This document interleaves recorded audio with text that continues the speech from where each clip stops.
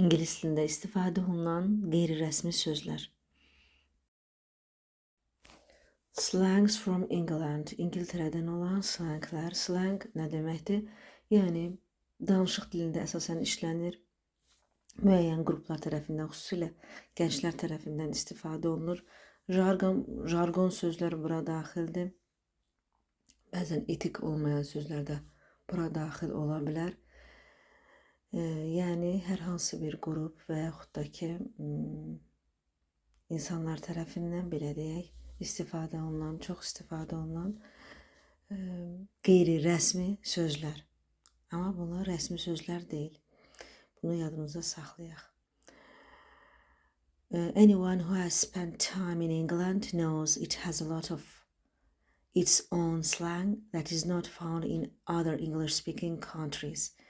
İngiltərədə vaxt keçirən hər bir kəs bilir ki, İngiltərənin özünün slangləri var, hansı ki, başqa ingilis dili danışılan ölkələrdə bu istifadə olunmur, tapılmır bu sözlər. Here are a few slang words that you can use to sound more like a local. Yerli səslənmək üçün bir neçə slang sözlər, yəni, belə deyək, çox da etik olmayan, müəyyən bir qrup tərəfindən danışılan sözlər. Xüsusilə yenə deyirəm, gənclər tərəfindən istifadə olunan sözlər var. Rəsmi olmayan sözlər, slang. Məsələn, bunlardan biri bands. When the English talk about bands, they mean a type of chatting among friends that usually involves some friendly teasing. Bands deyəndə nə məra düşürük? Deməli, sadaşmaq, ələ salmaq, zarafatlaşmaq. Deməli, ingilislər danışanda onlar bənd sözündən istifadə eləyirlər. Bu bir söhbət etmək növüdür dostlar arasında, amma adətən bir-birinə sataşmanı, yəni sataşmanı təşkil eləyir. Bir-birinə sataşırlar, gənclər bir-birinə sataşırlar, söz atırlar. Bu da bands adlanır. For example, you could say, məsələn, deyə bilərsən, we had some great bands at the pub last night. Biz keçən axşam pubda birimizə yaxşı söz atdıq, zarafatlaşdıq, çox zarafatlaşdıq. Yaxşı vaxt keçirmək mənasında bunu bildirir. Yəni, burada mənfi bir məna yoxdur. Bands come from the word banter, which has the same meaning, but it's more formal.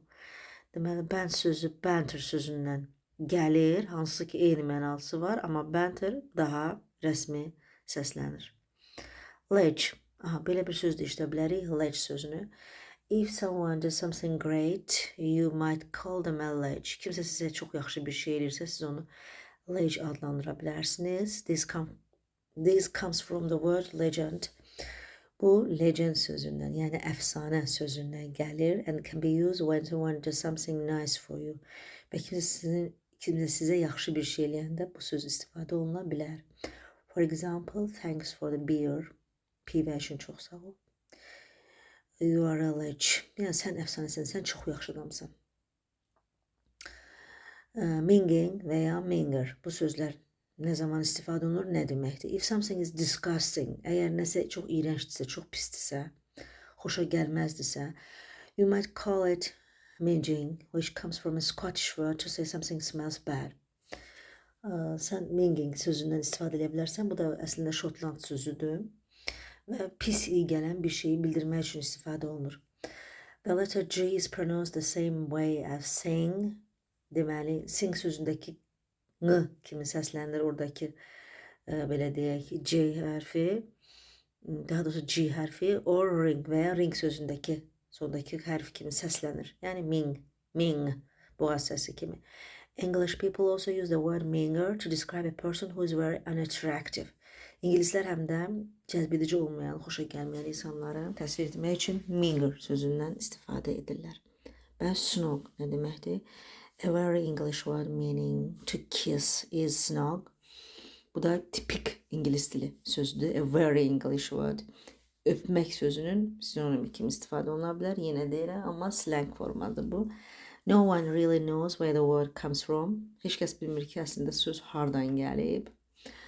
But it has been a part of English slang since around 1945 and can be both a verb, Snogging or a noun snog. Deməli, bu 1945-ci ildən etibarən ingilis slengi kimi istifadə olunub və həm fe'l kimi istifadə oluna bilər, öpmək mənasında və ya öpüş, snog mənasında istifadə oluna bilər. For example, I thought you and Liza were just having bands, but then I saw you snogging. Əvvəlcə mən fikirləşdim ki, Liza və sən sadəcə bir-birinizə söz atırsınız, amma sonra gördüm ki, bir-birinizi öpürsünüz.